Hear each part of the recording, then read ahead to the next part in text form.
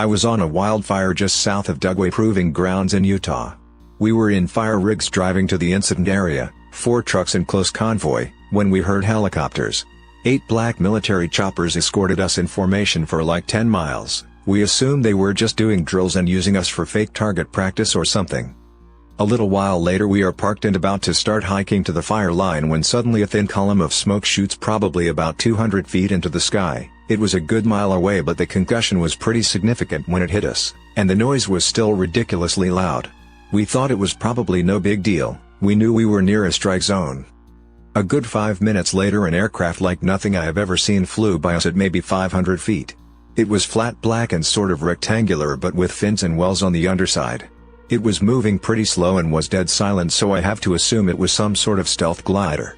It sounds ridiculous, but it immediately reminded me of a huge, flying Batmobile, Tim Burton era. After that some military personnel got on our radio frequency and instructed us to leave the area immediately. When our crew chief asked who it was and why they signed off, and the incident commander, the guy in charge of managing the entire situation, came on the radios and said we were evacuating the area.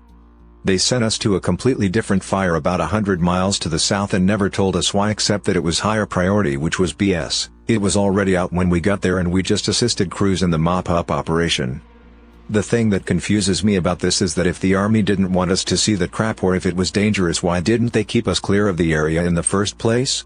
Either a communications breakdown or they had an "ow crap" situation going down, and had to get us out of there without warning. I can't say for sure what happened to me that night, but here is what I know. I was driving home for the weekend from school at Indiana University.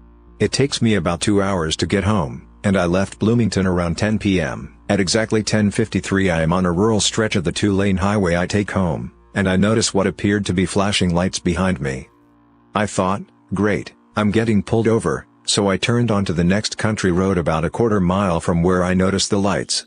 As the car came to a stop and I started to open my glove box to get out my registration and proof of insurance, the lights suddenly disappeared, and no car drove past. Now here is where the story takes a turn for the weird, and I am sure you guys will think I'm just making it all up, because it really does seem like something straight out of a typical UFO movie or story.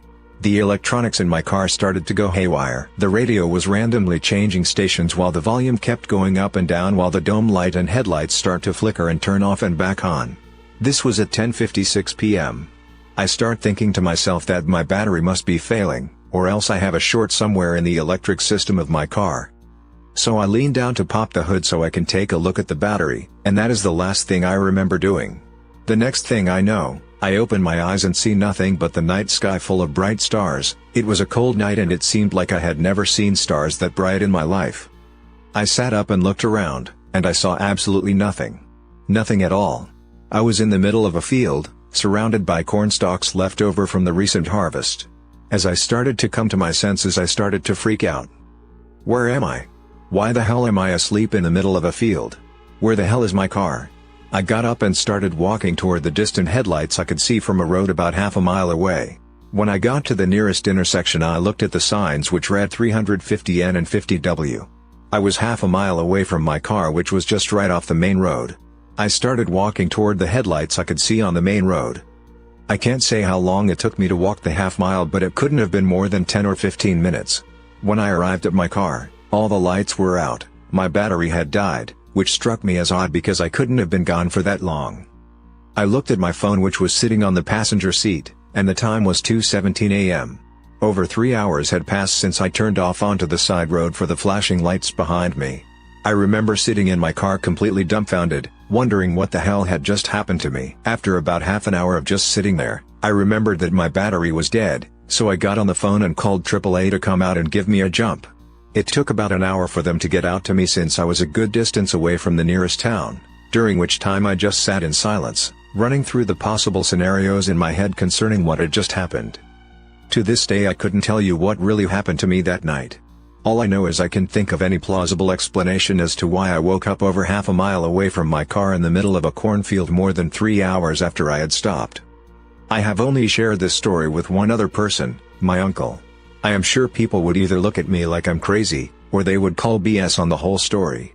And I can't blame them.